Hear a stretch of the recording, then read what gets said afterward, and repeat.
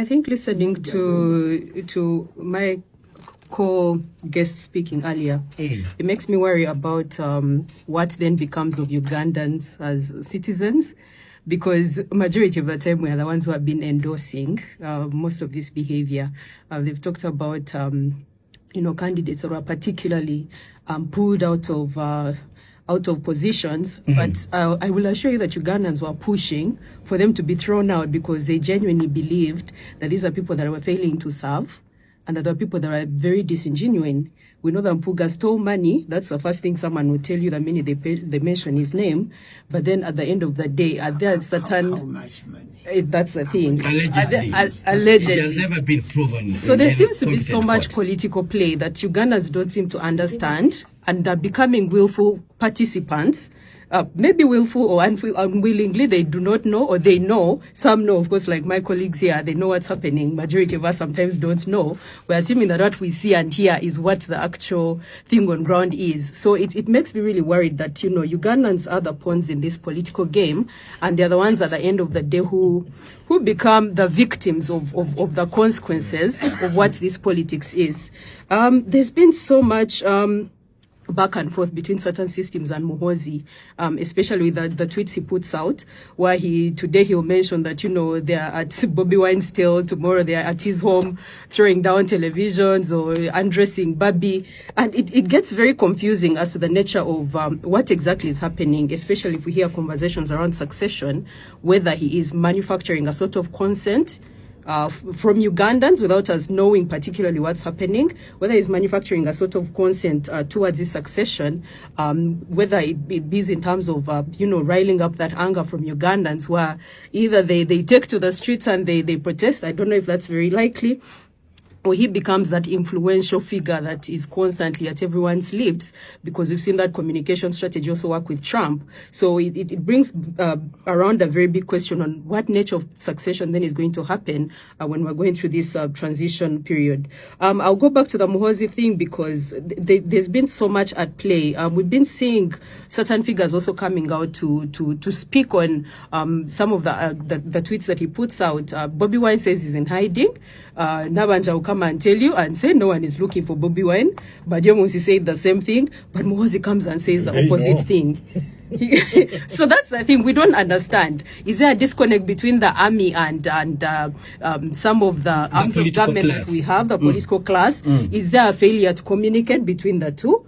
Are we seeing them disintegrating also in terms of what their unity should be looking like? Or should we assume that because now there's a big transition and succession question, that Muhoozi has taken advantage of all this and is trying to show his might to show that, he can override the institutions that are meant to be doing majority of the communication, that are meant to be doing, that accountability back to the electorate to assure them that either your candidate is safe or is not safe, but there's so much going on. Today, Babi is on the floor with her. Today, I think I saw her in her slippers or something. And in front of pictures her. Shared by Muhoozi himself. By Muhoozi. But then, in the same, I think around the same hour, Nabanja was having an interview with Kamara from NTV, telling him that, listen, that man is safe, he's safe in his own.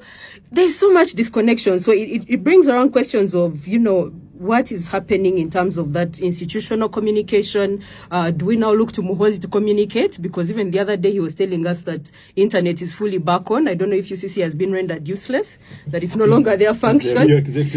He's the one who told us that internet had been fully restored. So do we assume that institutions are no longer working, and now the military, through Muhoozi, is communicating all this, and all the power is now in him to determine what is actually happening in this country? All right, let's hear from Major Paula Awich. The cost of election.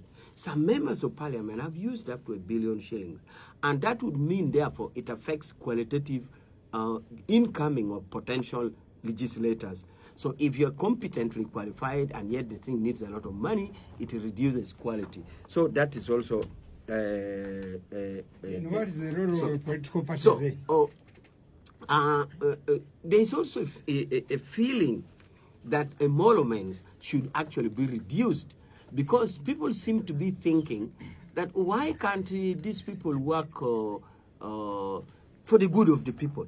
Because there is a presumption in some jurisdiction is that before you become a representative at that level, you must have achieved so much that you can actually drive yourself to parliament, that you can actually be well off, than going as income earning in parliament. So all these factors, it crystallizes to what will come out of this quality. Of course, as Imam said, we may not judge them up to before we see their performance, but all these factors that I've mentioned will contribute to the quality of legislature. It has been an ongoing debate, and many of us feel it, but somehow when it comes, it is too late, and you see the legislators who cannot competently even do a research on the subject matter on the table, and therefore cannot even competently submit on it. And that really is unfair to the people he's representing. So let's wait and see. Give them the benefit Very of the quickly, doubt. before we go for a break, on the leadership of the House, is it true that the Central Executive Committee of the NRM has already ring-fenced the position for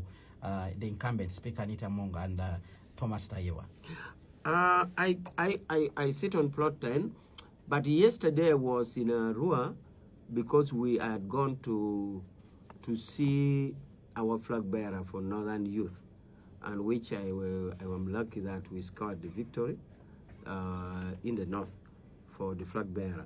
So I wasn't there that day when the SEC sat, but I also got from media information, but I'll get more detail later as to the status, what it is in SEC now. Normally we have SEC minutes, but we also have press release. There's always a communication to the public that is issued after the SEC meeting. Did the SEC sit? SEC sat, yes. Then it is true.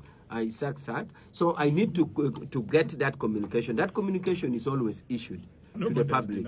So I have not seen. So I can't authoritatively say true or not, but I have seen it in the media. All right, Spectrum X on Radio.